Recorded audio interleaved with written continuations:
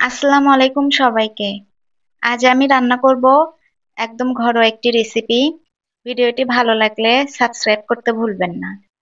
চলুন দেখি আজকের রান্নাটা কেমন হয়। আজকে লাউ শাক রান্না করব। আমার বাড়িতেই লাউ শাকের বাগান থেকে সকালে লাউ শাক পাতা উঠাই নিয়ে এসেছি। তো আমরা এভাবে লাউ শাক রান্না করে থাকি, আমরা গ্রামের মানুষ। এই লাউ শাকটা রান্না করব আমি বাটা মাছ দিয়ে। তো আলু কাটা হয়ে গেছে, এখন আমি পেঁয়াজ মরিচ কেটে নিব। মরিচ প্রায় কাটা শেষ, এখন পেঁয়াজটা কেটে নিলাম।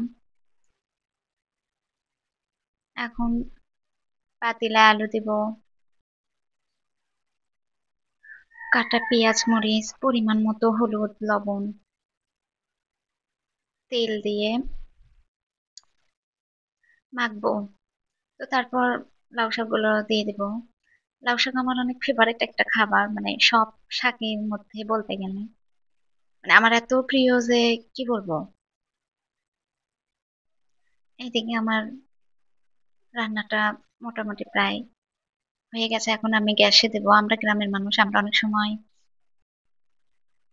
মাটির চুলাতেই বেশি রান্না করে থাকি।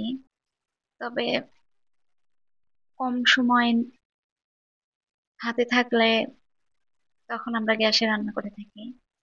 তো ফ্রিজে আমার অনেক দিনের নারিকেল কাটা ছিল, তো ভাবলাম এইদিকে আমার লাউ শাক রান্নাটা হোক, অন্যদিকে আমি অন্য একটা খাবার তৈরি করি। তো আমি তখন আটা দিয়ে হালুয়া করে রেখে দিছি। অপরদিকে আমি ফ্রিজে রাখা সেই নারকেল কড়াইতে ভেজে নিব। এটা ভেজে নিতে চিনি দিয়ে লাগবে, দুধ লাগে, বাট আমার বাসায় দুধ ছিল না, তাই আমি এটা চিনি দিয়েই রান্না করছি।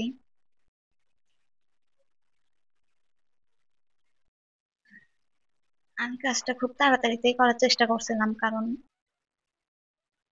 অপরদিকে লাউ শাক দেখলাম হ হ অবস্থা। তো আমার এই কারণেই যে বাবু ছিল, বাবু ঘুমাচ্ছিল, আমি খুব তাড়াতাড়িতেই কাজ করতেছিলাম। এইদিকে আমার হালুয়াটা দিয়ে সুন্দর করে পিঠা তৈরি করা হয়ে গেল।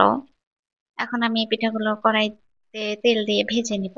এই খাবারটা অনেক ভালো লাগে, মানে শীতকালে পিঠা, এখনো সেরকম শীত পড়েনি, তবে পিঠা পুলির দিন শীতকাল, তো শীতের মধ্যে পিঠা অনেক মজা লাগে। এটা আমি হলো ময়দার আটা দিয়ে করছি, অনেকে এটা চাউলের আটা দিয়েও করে থাকে। তবে আপনারা যে যার বাসায় যে আটা আছে সেটা দিয়ে করতে পারেন। আমার বাসায় চাউলের আটা ছিল না, তো আমি এই জন্য ময়দার আটা দিয়ে করছি। এদিকে আমার পিঠা হয়ে গেল, লাউ শাকও হয়ে গেছে। আর আমি